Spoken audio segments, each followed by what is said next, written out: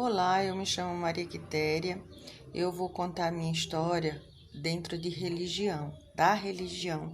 E pode ser que alguém que esteja aí se identifique comigo e possa ajudar as pessoas. Eu nasci numa religião católica, onde segui todo o catolicismo, aprendi a respeito das doutrinas religiosas da Igreja Católica, como crisma, consagração, fiz todo esse parâmetro.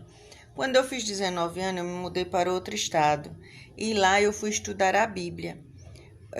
Porque eu sempre pensei assim, Deus não é isso. Na Igreja Católica, tudo era pecado.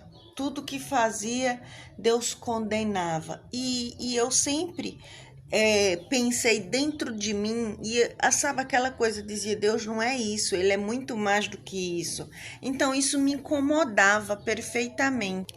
E aí, como testemunha de Jeová, aí eu me tornei testemunha de Jeová nesse outro lugar, né? Eu fui estudar a Bíblia, estudei muitos anos, estudei de 90 até 2005. Casei com uma pessoa que era testemunha de Jeová e isso me ajudou muito, né? Me tornei pioneira regular, porque eles pregam o paraíso na terra e a gente tem que pregar para as outras pessoas, né? Que o paraíso vai vir. Nessa época eu pregava que o Armagedon vai vir, entendeu? Que todo mundo ia ser destruído. Mas chegou um dado momento que o meu coração falava mais alto. Dizia assim, não existe essa coisa de paraíso, não existe essa coisa de Armagedon. E aí meu esposo, que hoje é meu ex-marido, ele se embriagava. Ele bebia muito, né? Ele bebia muito e se embriagava, principalmente nos domingos, depois que chegava da pregação.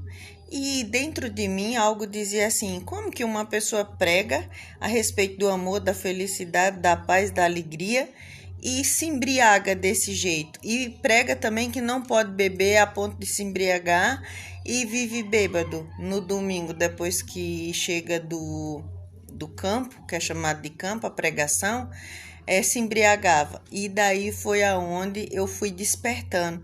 A gente só enxerga essas coisas quando a gente deixa de ser fanático.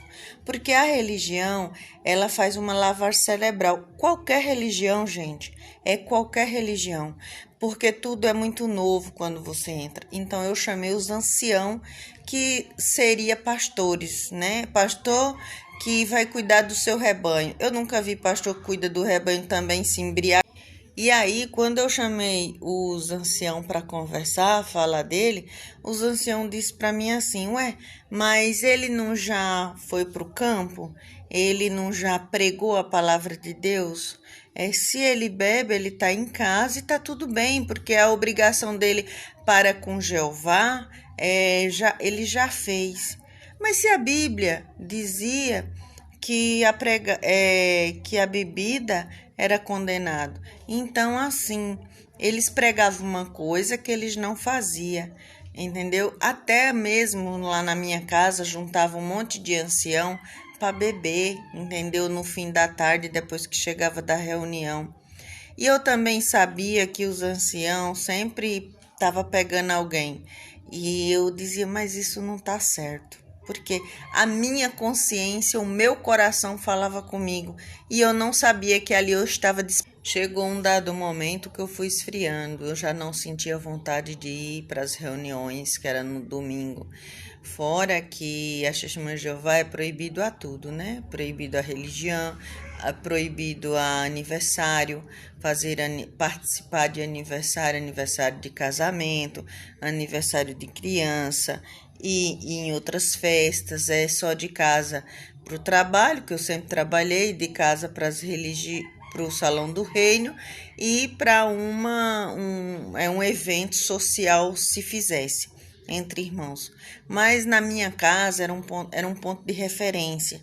Por quê? Porque ele bebia, então todos os anciãos queriam ir na minha casa. Queria ir lá no fim do dia, porque sempre tinha tipo um eventozinho doce, café da tarde, porém tinha sempre a bebida no meio, vinho, bebida alcoólica mesmo, entendeu? E quando eu me tornei Testemunha de Jeová, a minha família era o povo do Salão do Reino, não era minha família mesmo, né? O parentesco com minha mãe, com meus irmãos e tal, eu não podia misturar com eles porque eles não eram da mesma religião. É como se a pessoa fosse uma doença, tivesse uma doença. E eu sempre dizia isso. E quando uma irmã era desassociada, não, eu não podia falar com ela porque era como se ela tivesse com a lepra. Sabe aquela história da Bíblia de Jó? Aquilo ali dentro de mim me machucava profundamente. Eu dizia, como que a gente prega a palavra de Deus, prega o amor e a pessoa é desassociada, é chamada de desassociação quando faz alguma coisa.